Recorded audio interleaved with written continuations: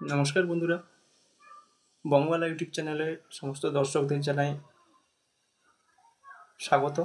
এবং আজকে 4 তারিখ, আপনারা সবাই জানেন আজকে অষ্টাদশ লোকসভা নির্বাচনের ফল প্রকাশ হচ্ছে।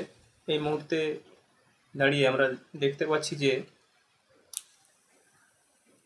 3-4 দফা ভোটের গণনা হয়ে গেছে। তার পরিপ্রেক্ষিতে যে ট্রেন্ডটা উঠে এসছে বিভিন্ন সংবাদ মাধ্যম এবং ইলেকশন কমিশনের ওয়েবসাইটের মাধ্যমে আমরা জানতে পারছি যে এই মুহূর্তে টোটাল ভারতবর্ষের লোকসভা আসনের সংখ্যা 543, এবং সেই 543টি আসনের মধ্যে এনডিএ অর্থাৎ দেশের শাসক দল বিজেপি প্লাস তার সমর্থক এবং অন্যান্য পার্টি তারা মিলে পেয়েছে প্রায় 290 থেকে 300টি আসন। এবং এক্ষেত্রে বলে রাখি যে সরকার গঠন করার জন্য 272টা সিট প্রয়োজন, যেটা হচ্ছে ম্যাজিক ফিগার। এবং পরবর্তী তার তুলনায় দেশের যে ইন্ডি জোট অর্থাৎ ইন্ডিয়া অ্যালায়েন্স, কংগ্রেস এবং আদার্স যেসব party, Trinamool, all India Trinamool Congress এবং লেফট এবং আদার্স স্টেটের যে আঞ্চলিক দলগুলো আছে, তারা মিলে যে ফ্রন্টটি তৈরি করেছিল সেটা তারা পেয়েছে, ইন্ডিজোটরা পেয়েছে প্রায় 220 থেকে 30টি আসন এরকম, এবং আদার্সরা পেয়েছে 20-30টা মতো এরকম। টোটাল 553টা আসনের মধ্যে এটা একটা ট্রেন্ড দেখা যাচ্ছে। এটা ওঠানামা করছে প্রায় বিগত কয়েকটি ভোটের মধ্যে। এটা বলে রাখি যে বিগত কয়েকটা লোকসভা ভোট এবং বিধানসভা ভোটে এরকম রেজাল্ট, মতলব ওঠা পড়া একটা হাড্ডাহাড্ডি লড়াই, এরকম ট্রেন্ড দেখা যায়নি এর আগে।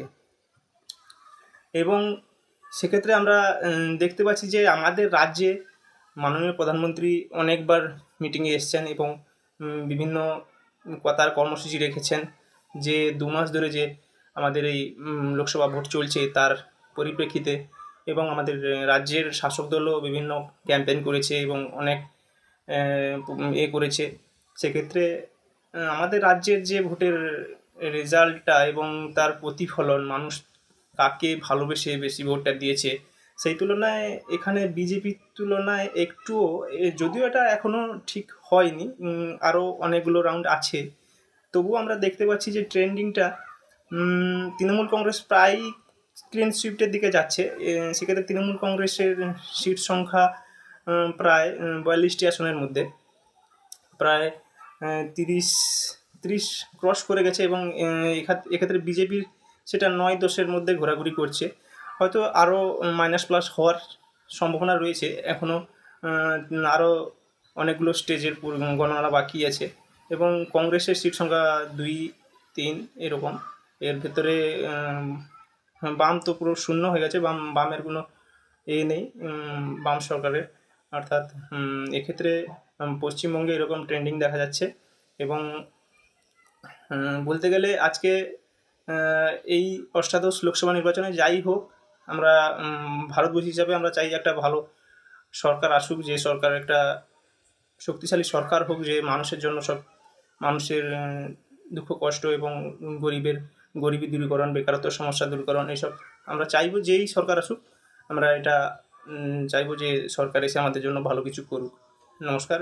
এবং আমার এই বার্তাটি যাদের পছন্দ হয় আপনারা লাইক, শেয়ার, কমেন্ট করবেন, এবং আমাকে ভালো লাগলে অবশ্যই পাশে থাকবেন। নমস্কার।